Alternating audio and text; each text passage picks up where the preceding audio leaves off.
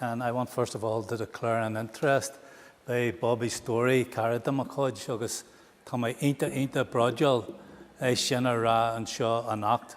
Bobby Storey was a very good friend of mine, and I'm very, very proud to say that here tonight.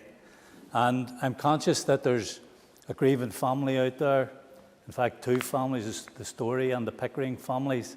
And I'm also conscious that many people who have lost loved ones during this pandemic are also grieving.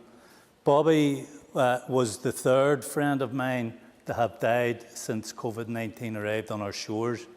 And on each occasion, the regulations were completely different. So, you know, sometimes I think that people are trying to compare apples with pears, and that's not fair. And I wonder sometimes, are some representatives exploiting the emotions of some people? I knew Bobby Storey for almost 45 years. I was with him in the army, I was with him in prison, and I was with him in Sinn Féin. And Bobby Storey did not go out to seek conflict. Conflict came to him as a young teenage boy when his family were driven from their home in North Belfast. And that's something that I shared with him, and Bobby Sands also shared with him. Three of us who grew up in Unionist area with Unionist friends who were driven from our homes because of the sectarian nature of this state. And that's something that Unionists should take cognizance of. And whatever, Mr. Sheehan, point of order, Mr. Stalford. Point of order. You will be aware of the content of the motion.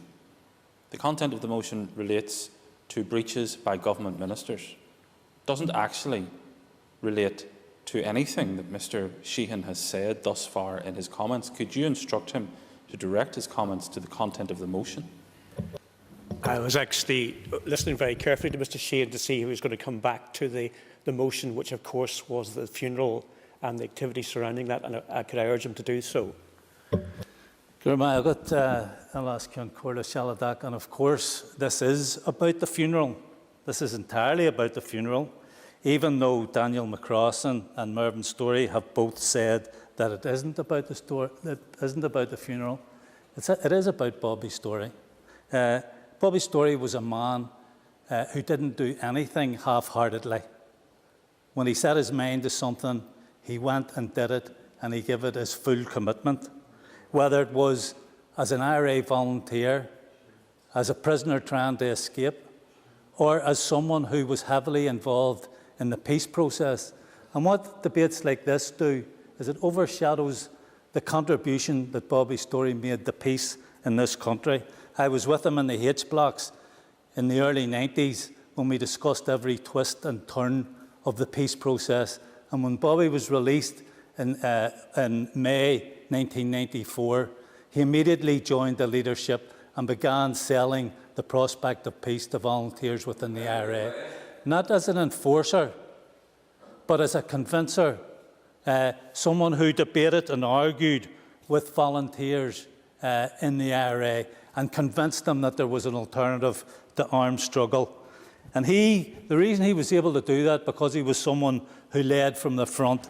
He was meticulous in his planning, and he was fearless. And that's why he got the support from IRA volunteers. And unfortunately, Republican funerals have been the subject of attack on many occasions. I remember Francis Hughes' body was hijacked by the RUC when the family wanted to process along the Falls Road.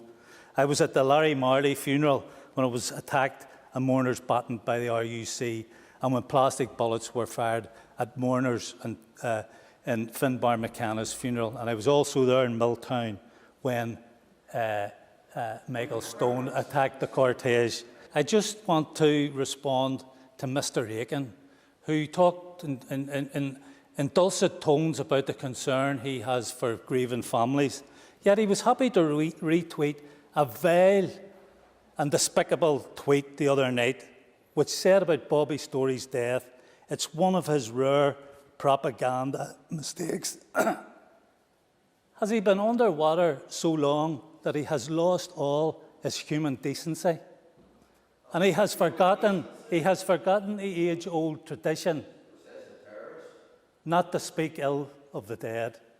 And I wonder, is Mr. Aiken going to retract that and make an apology to the Storey family? Gur míle maith agat.